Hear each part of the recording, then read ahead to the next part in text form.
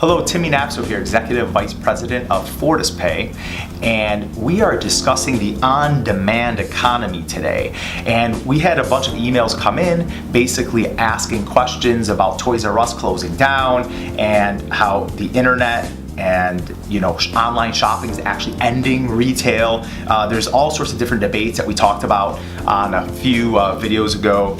And one thing that we actually are looking at is, are we going back in time? This is a really interesting concept that we have been debating. And what I mean by back in time is if you look back into the late 1800s, the 1900s, 1950s, and then this shift that started to occur in sales, what used to happen was the door-to-door sale. And how that door-to-door sale actually worked, right, is somebody would walk in, you'd have different vendors selling different products, and those products were anything from encyclopedias, books, Bibles, to the Avon lady, vacuum cleaners, milk and groceries, fire extinguishers, and these folks would walk door to door and sell these products, have quotas. A lot of them own their own businesses, and you actually saw the death of the door-to-door salesperson as we went into the late 1900s, right? In the 1980s, it was still very popular to go door-to-door and sell Cutco knives or sell Avon products and so on and so forth. Once we got into the late 1990s, the internet started to become more powerful.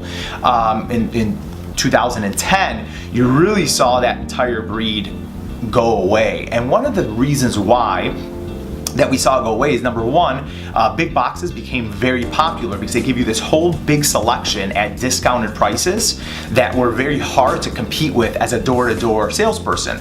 Also, the safety of who was coming to your door, right? Us as children, we're all learned, do not open the door for a stranger if you don't know who they are. Do not open the door under any circumstances. But also, in addition to that, you started to see people go from one car, perhaps no cars, to one car in the 1950s, 1960s. To the 1980s, people started to have 2 cars, 3 cars, and then also we went to a household where both the father and mother were working. Thus, nobody to sell to when they would ring the doorbell or knock on that door, making it even harder to sell door to door at that time.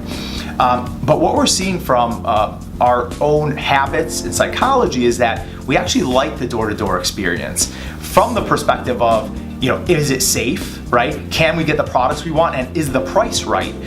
Nobody really likes to get in their car anymore and get to a market or go to a big store to stand in line and walk through to find the product when you could just do it by pressing a button on your phone. With that being said, you're also watching this back in time, right, reversal of our habits, right? We go 2 cars, 3 cars, 4 cars in a household. Now they're saying the vehicles are actually, over the next several years, are going to shrink down to possibly back to 1 car as autonomous driving becomes more popular. So, although the big boxes killed the little business, what you're watching is businesses like Amazon, who have a lot of little businesses on their platform selling products, eBay selling products on their platform, allowing the little business to compete again with the big business, the big boxes.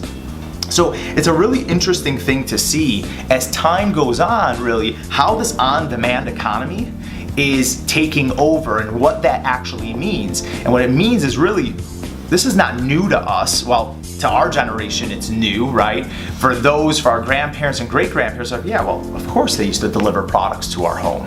Of course the meat was delivered. Of course the dairy was delivered. That is how we conducted business, right, throughout a neighborhood. Well, that's actually coming back, and on-demand is important because time is of it's the largest value, right? We can't get more of it.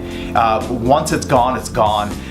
You can't get hours back. You can't buy time. So what people are looking for is, hey, I don't have time to go to the supermarket. I don't have time to walk through a mall and spend an extra 45 minutes and park all the way in the back and so on and so forth, and wait in line and possibly get bad service and possibly wait to try things on, right? I can order a product of clothing and it comes to my door. I try on a bunch of things at home where I'm comfortable, even maybe try it on for a couple of days and take it off, put it back on, so on and so forth, and send back what I don't like.